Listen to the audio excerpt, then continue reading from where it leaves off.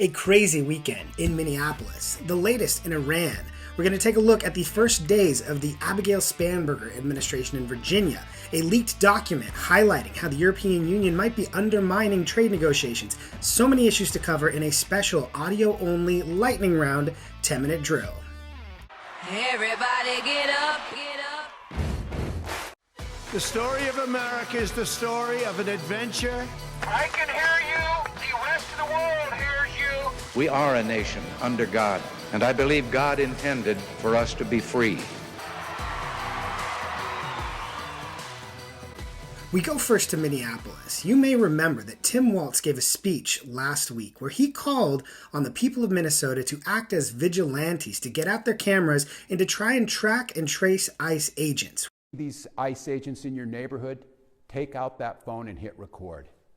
Help us create a database of the atrocities against Minnesotans, not just to establish a record for posterity, but to bank evidence for future prosecution. Well, Minnesotans are answering that call, and it's gotten very dangerous very quickly. A series of videos over the weekend went viral online highlighting confrontations when Minnesota anti-ICE activists chased down random people. For example, a group of tech workers that people believe looked like ICE. We do custom apps for a whole bunch of companies around Minnesota and the country. Why are you filming? Because you're filming us. Sure. A father driving his family in his SUV that activists believed looked like ICE. You hear all the beeping? It's for me. Why? Texas plates. When you're in Minnesota with Texas plates, everybody thinks you're ICE. I'm just trying to get some food. This is what I got to deal with. And in the worst instance of all, a group of activists led by former CNN anchor Don Lemon actually stormed a church to accost church members when they believed that a church leader was also working with ICE. So you can see the protesters here have gathered over here. They're in the middle of the church. In the beginning of the church service, the pastor was speaking, and Nikema stood up and said her piece. And then the protesters surrounded her, but this is a clandestine mission. The video is very disturbing. Not only were they trying to simply interrupt, they chased people out of the church. They stopped the service, they followed them to their cars, and they got in their faces. You are a fake Christian. Why are you not standing with your Somali and Latino communities? Why do I not see you out at Whipple every day protesting this attack on humanity? Out now! Out now! Don Lemon tried to explain away his role in this. But I think that they're entitled, and that entitlement comes from a supremacy, a white supremacy.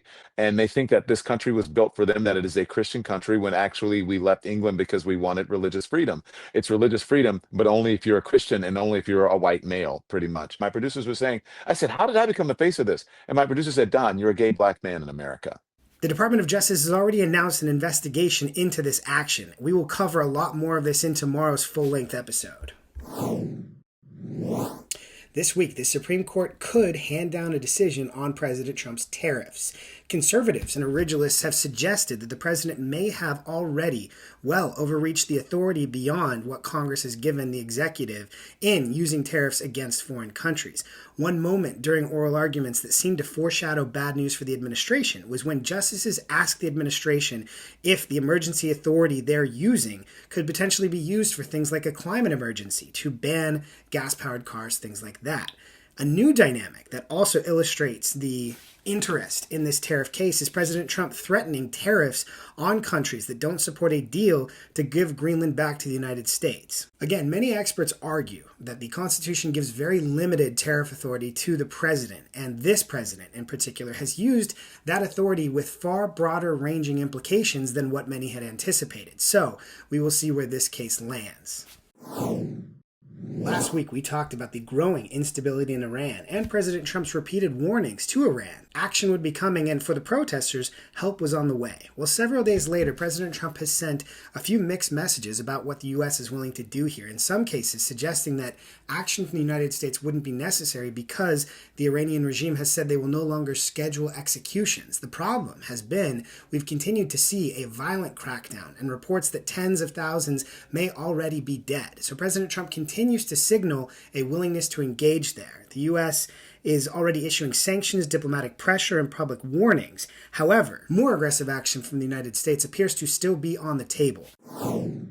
Last week, newly elected Governor Abigail Spanberger was sworn in as the governor of the Commonwealth of Virginia, and she appears to already be off to the races to the left. Her first move was an executive order, again blocking law enforcement from working with ICE, which will create a similar dynamic to what we've seen in Minneapolis, where ICE is forced to arrest people out in the open in the public because there's not local cooperation transferring inmates and criminals from jails to ICE custody. And this executive order rescinds executive order number 47.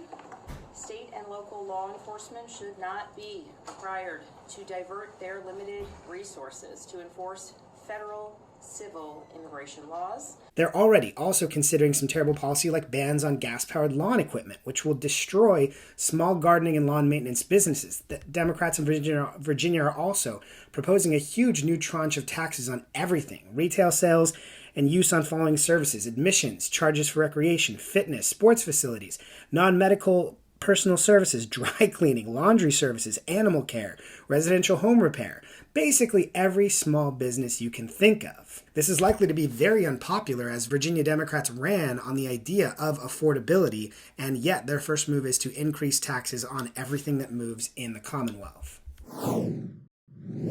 Last week, the Federal Judicial Center, the in-house federally funded think tank of the judicial branch, published a new edition of their reference manual on, quote, scientific evidence. However, that manual contains a number of flawed conclusions about climate science and a number of other issues that suggest that the Federal Judicial Center, the taxpayer-funded entity, is largely adopting the arguments and language of the radical left. Michael Fragoso of the Ethics and Public Policy Center and a former chief counsel to former Senate Majority Leader Mitch McConnell wrote about how abnormal it was for the Federal Judicial Center to be taking sides, including issues that have cases currently in front of courts around the United States. And he talked to Princeton's McCormick Professor of Jurisprudence, Robbie George, a leading ethicist, about the absurdity of a taxpayer-funded entity taking political sides in a case like this. George said government agencies and government-funded organizations that are supposed to be ideologically nonpartisan should be, well, ideologically nonpartisan, but many are not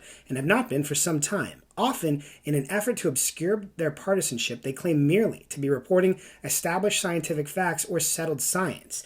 But this has always been a mirage. Some established scientific facts are more equal than others. This happens right as the Senate is considering appropriations to groups like Federal Judicial Center, and this will likely be an issue for Senate Republicans to consider as they determine whether or not to continue funding the Federal Judicial Center as it takes activist sides against the American people on a number of major issues.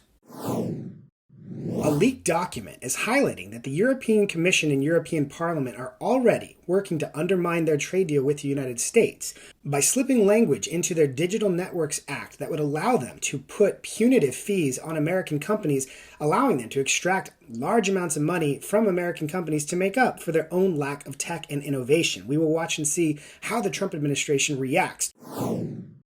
Lastly today, new polling highlights that even though Republicans and President Trump might be taking some hits in their approval ratings, voters still overwhelmingly trust them on key issues. This from the Wall Street Journal. Who's best to handle? On border security, Republicans had a 28-point advantage. On immigration, an 11-point advantage. On the economy, 6 points. Inflation and rising prices, 6 points. Foreign policy, 5 points. Russia and the Ukraine war, Republicans held a 4-point advantage with voters.